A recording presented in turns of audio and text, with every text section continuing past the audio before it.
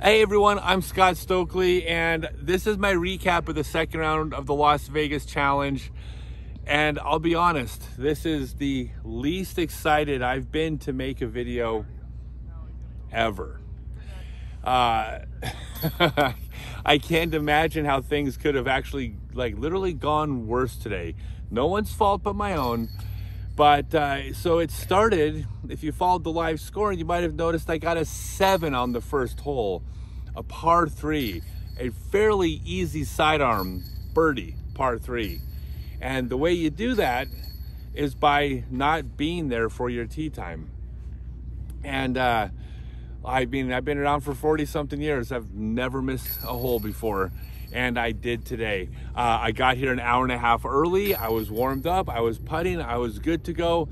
I walked over to the tee pad that I thought we were gonna be at with only a couple minutes to spare, but it was only like 50 feet or 150 feet away.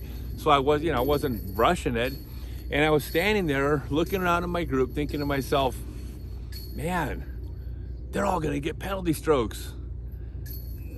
Wait a second, what are the odds that they all missed their tee time and not me? And I'm like, where's is this hole one for this course? And no, it was down a cart path, and I got there and I was literally like 30 seconds late.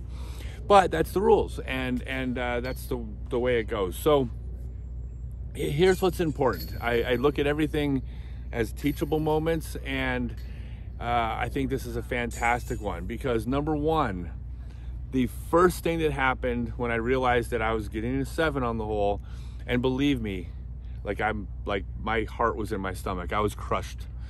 But the first thing was, number one, the person making the call on you, you can't make them feel bad for following the rules and making the call. So the person said, he goes, hey, I'm real sorry, we got to give you a stroke. And my response was, there's nothing to be sorry about. Those are the rules. Thank you very much. Even when a ruling goes against me, I always thank the person because I know they did something tough. No one wants to make a ruling against players, especially because sometimes they deal with confrontation. It's completely unfair and unprofessional. So I'm sorry, I'm sorry to the official that they had to make that ruling because I know that wasn't fun for them. Number two, it's very important to not create negativity for your group. Like, I'm the idiot that missed his tee time. The group shouldn't have a distraction in their group because of my mistake.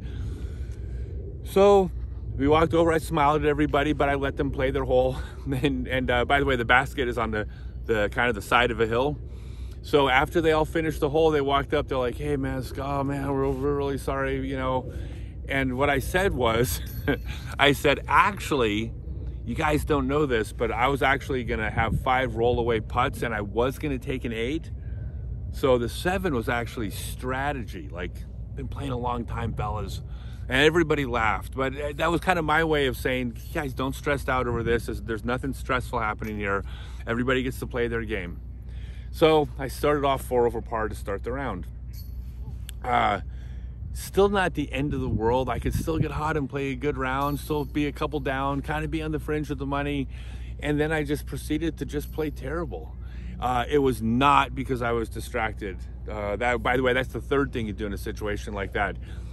That was irrelevant to how I shot after that point. That had zero effect on how I played. Absolutely none. If it does, you got to do a mental check because what happened in the past should never affect your previous throw, ever. And it didn't. That's not why I played poorly. I don't know why I played poorly. I kind of almost felt like I was in the twilight zone a little bit. My body was not responding to what I was trying to do. I threw some just really bad shots. Typically when I throw bad shots, it means I missed my line or I hit the basket on my putt. I threw some just awful, just not me shots. And I've honestly, at this point, I really don't know why, because nothing hurt. My body felt good. There's nothing I could point to, oh, my shoulder was sore, oh, I slept on my, badly or something like that. Nothing was wrong.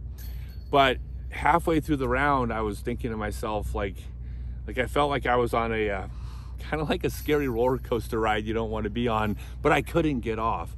And it's not that I wasn't enjoying myself. I'm always going to enjoy myself. The guys in my group were great. But stepping up to a shot, feeling like I don't know where this disc is going to go is a very uneasy feeling, because, you know, this is kind of what I do.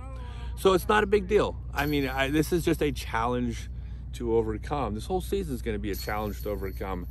And honestly, like, you know, I've said this so many times that I'm telling a story this year.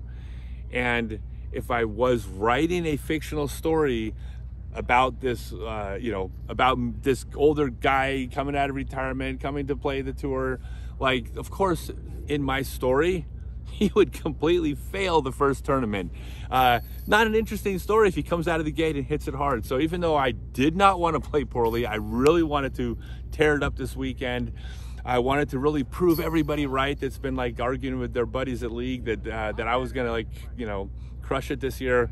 If I was writing a story, I would kind of start off pretty much how I did. Like, I'm thinking Rocky in Rocky 3, when Clubber Lang just pummels him at the beginning of the movie. Yeah, that's kind of how it feels right now. But that's why this is an interesting story, because this, I will say, like, I will state this with authority. This round today will be my lowest rated round of the season. Like, I will guarantee that I will not shoot this poorly again all year. And the fact that it happened at the beginning, that's kind of a great setup to the story I'm telling, completely unintentional. So I'm going to go out tomorrow. The final part of it is I think it's really important that you hold your head high. You know, people are looking at me, and they're going to look to how I respond to things like this, especially younger players.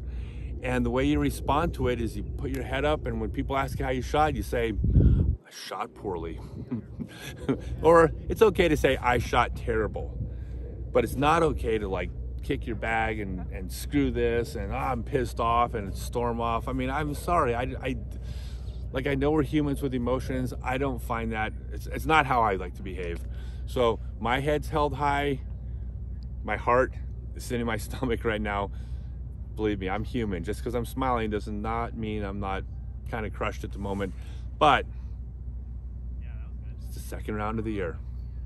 Everyone that has my back, trust me, I will have some amazing events this year. Just not going to be this one. Thanks, everyone. Please, if you enjoy this, share to your social media and subscribe. I cringe at saying that, because this is not the video I want out there in social media, but I'm not, you know, like I said, I'm not just going to share the good stuff. I'm going to share the whole journey. This is part of the journey. All right. Thanks, everyone.